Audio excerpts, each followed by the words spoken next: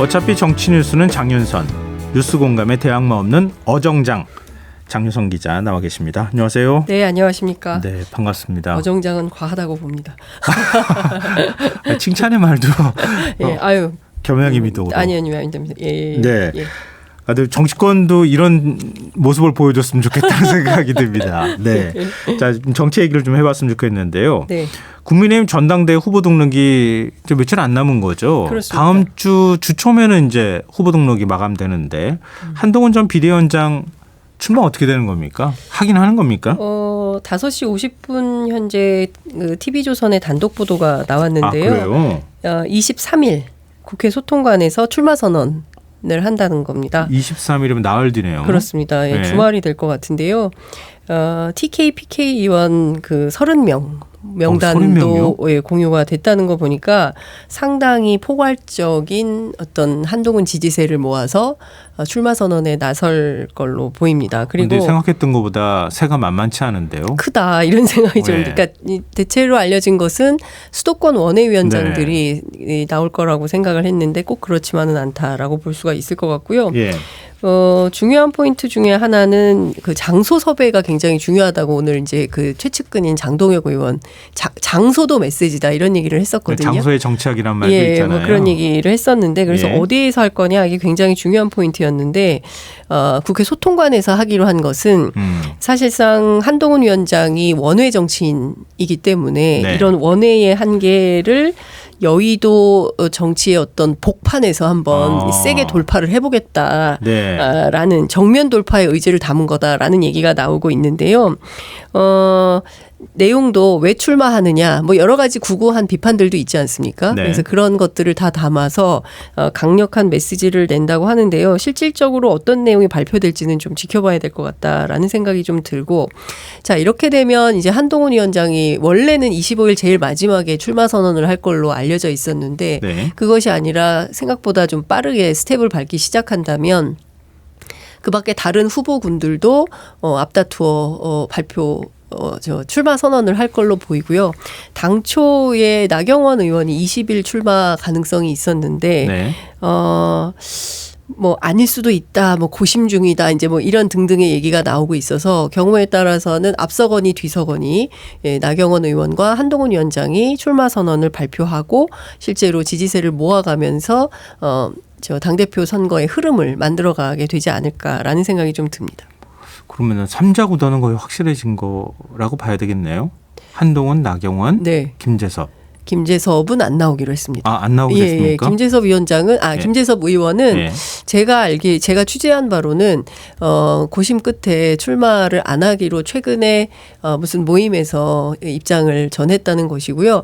뭐 가능성에 대해서는 계속 나오고 있는데 여러 가지 특히 이제 최근에 발표된 여론조사를 보면 지지도가 높지는 않고 그리고 또 사실 뭐 비용의 문제도 있고 뭐 여러 가지 등등을 고려했을 때 많이 낮춰줬던데요, 돈을. 뭐 하여튼 뭐 등등등등을 고려했을 때 이번에 대표 출마는 안 하는 것으로 정리했다라고 저는 그래요? 알고 있고요.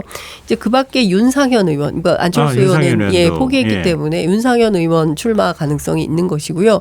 그래서 이게 이 구도가 계속 갖춰질지 아니면 실제로 막판 단일화 뭐 이런 것들을 통해서 친윤 대 반윤, 친윤 대 비윤 이런 구도가 될지 이것은 좀 지켜봐야 될 것 같고요. 실제로 국민의힘 내부에는 현재까지 보면 친윤 대 비윤 전선이 분명하게 좀 처지는 것 같다라는 판단을 좀 해볼 수 있을 것 같습니다. 근데 지금 어디안이 맞긴 맞습니까?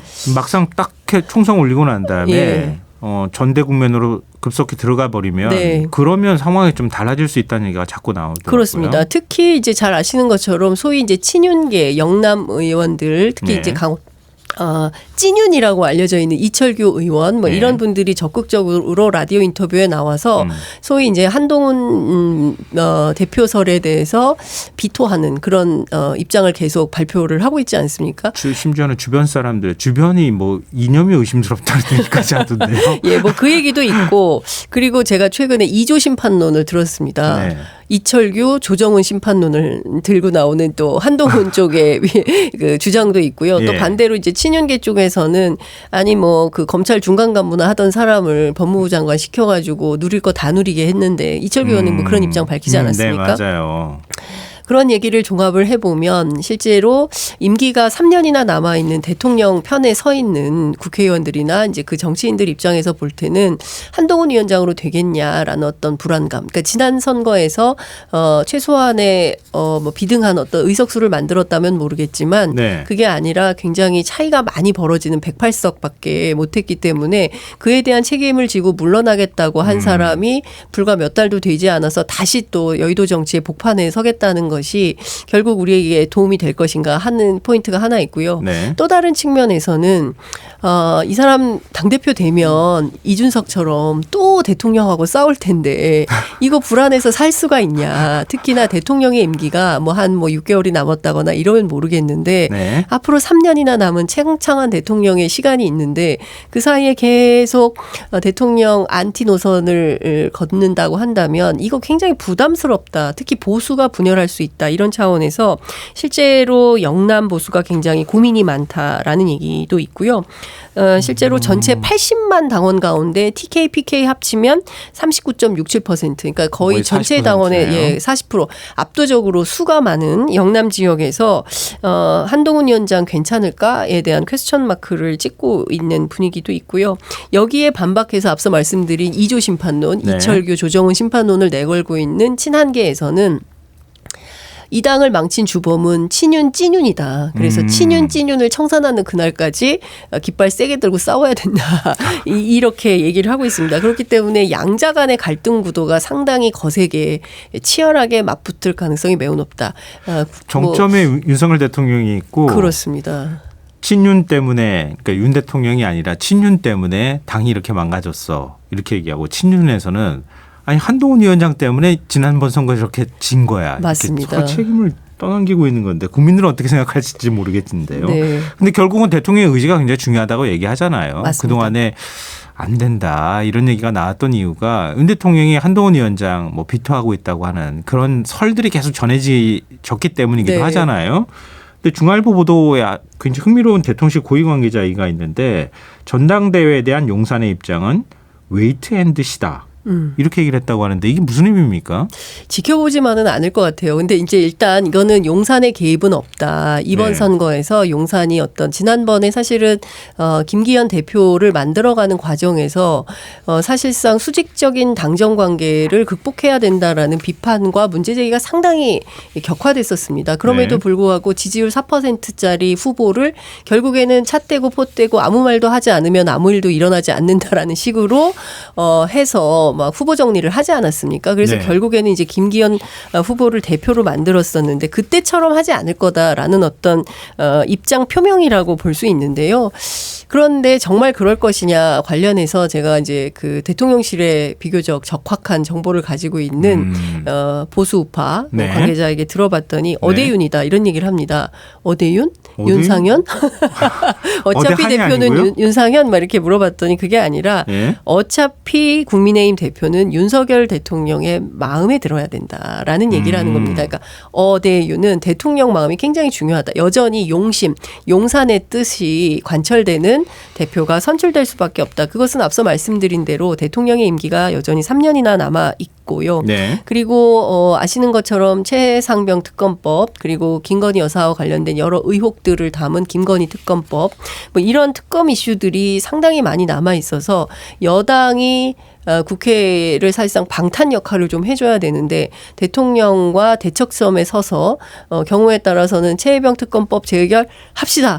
김건희 특검법 합시다. 뭐 이런 방향으로 하는 여당 대표가 설 경우에 굉장히 부담스럽다. 부담을 느낄 수 있기 때문에 네. 그런 방향이 아닌 새로운 어떤 대안을 만들려고 하는데 그럼 딱히 한동훈 위원장에 대적할 만한 후보가 누구냐. 근데 그것은 딱히 잘 안 보이는 분위기에서 나경원 의원으로 좀 대충 수렴이 되어 가는데 아직 뭐 출마 여부에 대해서 확답을 못하는 것은 용산의 마음이 나경원 의원에게 확실히 가닿지 않았다는 시그널 아니냐 이런 분석이 나오고 있습니다. 지난 전당대회 때 나경원 의원 강제로 주저앉혔잖아요. 사실은. 그러니까요. 그런데 이제는 친윤들이 힘모아 나경원을 밀고 있다. 이제 이렇게 되니까 정치는 생물이라고 하긴 하지만 이건 좀 심하다라는 얘기가 좀 있기도 합니다.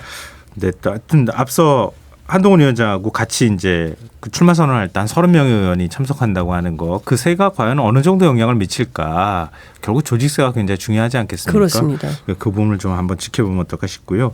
국회 원구성 문제도 얘기해봤으면 좋겠어요. 추경호 국민의힘 원내대표가 법사위원장, 운영위원장을 1년씩 민주당하고 여당씩 돌아가면서 맡자, 이러면서 중재안을 제시를 했다고 하는데 협상안을 제시한 거죠. 협상안을 제시했는데 저는 이제 이것도 두 가지 갈래에서 봐야 될 것 같은데요. 국민의힘 내부가 단일 대우가 아니라는 얘기입니다. 그러니까 일각에서는 강경파들이 득세하면서 지금 이 분위기에서 우리가 무릎 꿇고 들어가서 11대 7로 상임위 배분받고 정상적으로 국회 운영을 하는 것은 이른바 이제 민주당의 어떤 그 독주 프레임에 말려드는 꼴이다 해서 절대로 국회에 들어가서는 안 된다라는 주장하는 강경파가 있고요. 네. 반대로 계속 그렇게 버티는 것이 무슨 의미가 있겠냐. 여당으로서 자기 역할도 해야 되고 당장 21일 날 최혜병 특검법 있는데 최혜병 특검법 관련된 입법 청문회 있는데 들어가서 최소한 방어라도 좀 해줘야 되는 거 아니냐라는 이런 찬반 양론이 좀 있는 가운데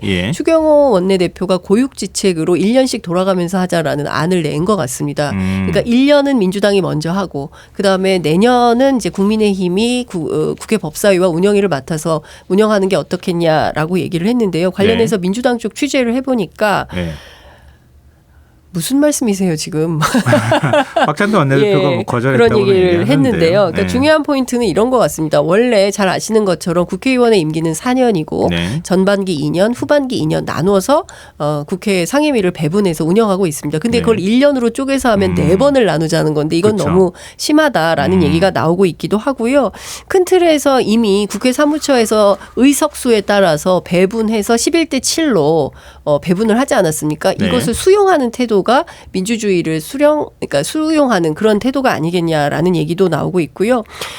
그러나 민주당의 고민도 있습니다. 말씀하신 대로 민주당이 주도로 하는 일종의 이제 독주 그리고 뭐 독식 이런 프레임에 계속 그 갇히기 때문에 그 독식 프레임을 벗어나기 위해서 새로운 어떤 절충안을 낼 필요가 있어서 오늘 두 가지 얘기를 했는데요. 하나는 좋다. 1년씩 돌아가면서 합시다. 대신 모든 법안들에 대해서는 다수결로 결정합시다. 그리고 윤석열 대통령이 거부권 행사 안 하는 걸로 합시다. 근데 법안은 원래 다수결로 결정하는 거 아닙니까? 근데 다수결로 결정하지 않고 여야 합의로 그동안 관례적으로 해왔죠. 그러니까 어떤 법도 여야 합의가 안 됐기 때문에 표결 처리하지 않겠다 뭐 이런 방식이었죠. 과거에는 그렇게 했었는데요. 지난 21대 국회는 여야 합의가 안 되면 회의도 열지 못하고 국회 본회의도 못 열고 국정조사도 결정하지 못했지 않았습니까? 김진표 의장이. 그래서 그런 측면에서 보자면 21대와는 좀 다른 국회가 구성돼야 된다라는 판단을 민주당과 또 의장도 그런 판단을 하고 있기 때문에 아마도 추경호 원내대표가 제안한 이 의제는 거절 가능성이 높고 또 민주당에서 제안한 거부권 행사를 하지 마십시오라는 제안도 국민의힘이 받아들일 수 없기 때문에 아마도 당분간 국회는 공전될 걸로 보이는데요. 당초 내일 오후 2시에 원래 매주 오후 2시에 이제 국회 본회의가 열리기 때문에 민주당에서는 내일 열어서 마지막 그 7개 그리고 22대 전반기 임시회가 7월 3일 날 아마 끝나는 걸로 알고 7월 4일이군요. 7월 4일까지가 회기인데 그 전까지는 다른 것은 몰라도 교섭단체 대표 연설 그리고 대정부 질문을 해야 된다라는 차원의 문제 제기가 있어서 아마도 상임위는 안 하더라도 이 두 건에 대해서만 결정할 가능성도 있지 않냐라는 얘기가 있는데요. 실제로 국회의장 우원식 의장 같은 경우에는 이번 주말까지 또 협상을 하라고 시간을 다시 주었습니다. 아마도 제 생각에는 다음 주 초반에는 양단지간의 어떤 결론이 나지 않을까. 그럴 가능성이 높아 보이네요. 국회의장 의지가 일단은 제일 중요하니까요. 자, 마지막 이 얘기 좀 해보죠. 민주당이 수원지검 박상용 부부장 검사에 대한 탄핵소추안 발의를 검토 중이다. 이런 얘기가 전해졌는데 어떻게 실제로 현실화될 것 같습니까? 발의는 하겠죠. 네. 예. 그리고 박상용 검사뿐만 아니라 그 대장동 백현동 사건의 수사 검사였던 엄희준 인천지검 부산지청장 예. 그리고 강백신 성남지청 차장검사에 대해서도 탄핵 추진하기로 했는데요. 잘 아시는 것처럼 엄희준 검사는 2011년 한명숙 전 총리 재판 당시에 허위 진술 강요 의혹을 받아왔었고요. 강백신 검사의 경우에는 윤석열 대통령 명예훼손 사건 수사 때 압수수색 관련된 규정을 지키지 않았다라는 의혹이 제기된 바 있습니다. 두 사람뿐만 아니라 또 최순실 씨의 조카 장시호 씨 있지 않습니까? 네. 뭐 뒷거래 의혹 이 문제가 제기됐었던 김영철 서울 북부지검 차장검사에 대해서도 탄핵 필요성을 검토 중이라고 하는데요. 네, 기존에 했던 검사들에 이어서 또 이분들에 대해서도 탄핵 검토한다라는 의견이 있습니다. 좀 부담스러울 것 같은데요. 이거는 물론 이제 굉장히 강경한 목소리가 나오고는 있지만 네. 그 결과를 좀 지켜보면 어떨까 싶습니다. 자, 오늘 시끌시끌한 공간 칼럼 여기서 마무리해야겠습니다. 지금까지 장윤선 기자였습니다. 고맙습니다. 네, 감사합니다. 네.